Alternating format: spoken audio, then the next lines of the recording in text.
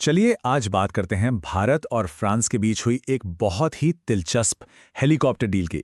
अब पहली नज़र में ये शायद एक और डिफेंस डील लगे, लेकिन कूटनीति की दुनिया में कुछ समझौते सिर्फ कागज़ पर नहीं होते, वो आने वाले बड़े बदलावों का संकेत होते हैं। तो आज हम इसी बदलाव की परतें खोलेंगे और समझने की कोशिश करेंगे कि ये साझेदारी असल में भारत के लिए क्या मायने रखती है।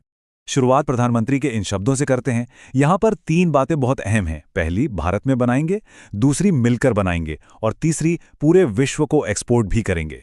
तो ये सिर्फ एक खरीदार और बेचने वाले का रिश्ता नहीं रहा, ये एक साथ मिलकर कुछ नया बनाने और उसे दुनिया को बेचने की बात है।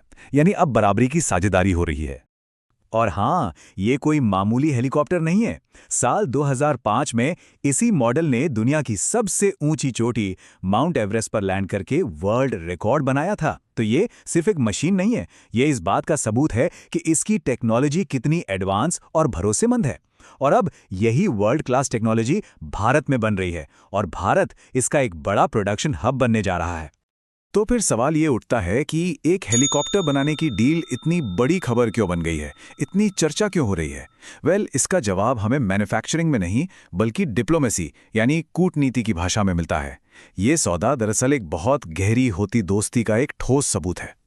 और उस गहरी होती दोस्ती को, उस साझेदारी को अब एक नया नाम मिला है, और वो नाम है विशेष वैश्विक रणनीतिक साझेदारी, यानी स्पेशल ग्लोबल स्ट्रेटेजिक पार्टनरशिप। देखिए, डिप्लोमेसी में हर शब्द का वजन होता है, और ये नया टाइटल अपने आप में बहुत कुछ कहता है। चलिए इन शब्दों को थोड़ा तोड़कर समझते हैं। रणनीतिक साझेदारी तो भारत की कई देशों से है, लेकिन जब इसमें विशेष शब्द जुड़ जाता है तो इसका मतलब है कि भरोसा बहुत ज्यादा है। और सबसे जरूरी शब्द है वैश्विक। इसके जुड़ने का मतलब यह है कि अब भारत और फ्रांस सिर्फ अपने मुद्दों पर नहीं बल्कि दुनिया के बड़े मुद्दों पर मिलकर एक सोच के साथ काम करेंगे।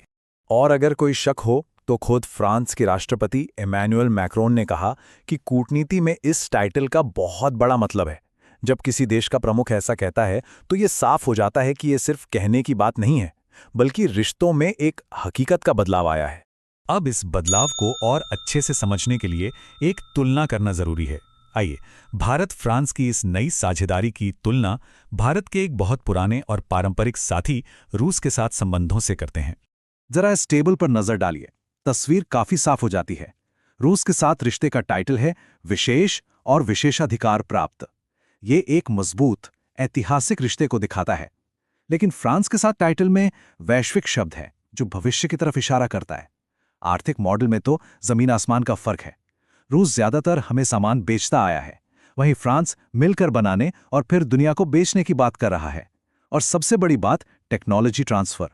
रूस से टेक्नोलॉजी मिलना हमेशा थोड़ा मुश्किल रहा है, जबकि फ्रांस ने पूरी टेक्नोलॉजी देने का वादा किया है। ये एक ग्राहक और एक पार्टनर होने का फर्क है।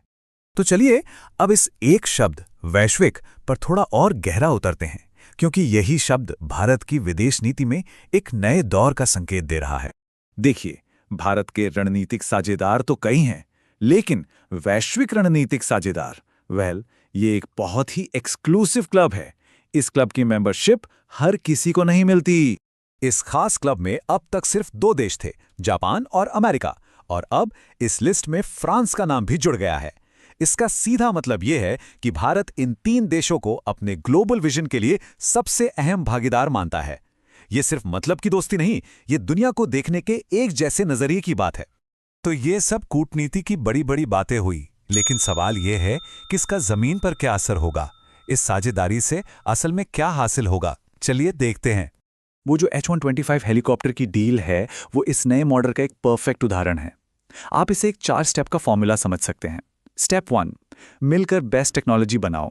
स्टेप 2, वो पूरी टेक्नोलॉजी भारत को दो। स्टेप 3, भारत में बनाओ, अपनी ज़रूरतों के लिए भी और दुनिया को बेचने के लिए भी। और स्टेप 4, यानी कि इन सब का नतीजा क्या होगा? भारत की रक्षा और अर्थव्यवस्था दोनों में आत्मनिर्भरता बढ़ेगी। तो आखिर में ये बड़ा सवाल हमारे सामने आता है कि क्या ये मॉडल जिसमें साथ मिलकर विकास हो, पूरी टेक्नोलॉजी मिले और दुनिया को लेकर एक जैसी सोच हो, क्या यही भारत की विदेश नीति का नया टेम्पलेट बन रहा है? ये भारत फ्रांस साझेदारी सिर्फ 2 देशों के रिश्ते को नहीं बल्कि शायद दुनिया में भारत के भविष्य के रास्ते को भी तय कर रही है।